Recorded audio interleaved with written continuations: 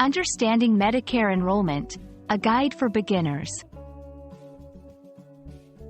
Hello, everyone. Welcome to our English language learning channel. Today, we're going to unravel the meaning and process of Medicare enrollment. Whether you're new to English or just unfamiliar with this term, we've got you covered. Let's dive into the world of healthcare in the United States and make sense of Medicare enrollment together. Stay tuned. Medicare is a federal health insurance program primarily for people who are 65 or older. However, it also covers some younger people with disabilities and patients with end-stage renal disease, permanent kidney failure requiring dialysis or a transplant. Understanding Medicare is crucial because it affects healthcare access and finances. Medicare is divided into 4 parts, each covering different healthcare services. Part A, hospital insurance, covers inpatient hospital stays, care in a skilled nursing facility, hospice care, and some home health care. Part B, medical insurance, covers certain doctor's services, outpatient care, medical supplies, and preventive services.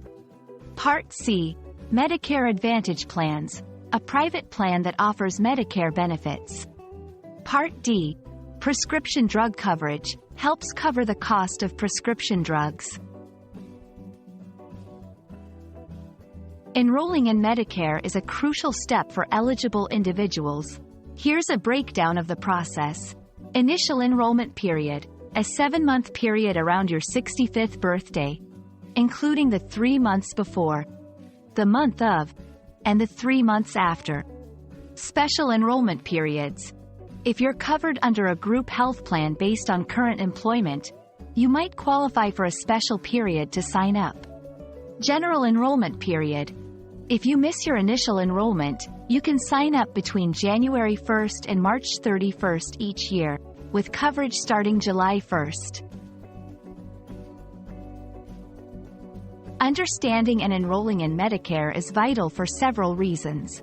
Financial security helps manage healthcare costs in retirement.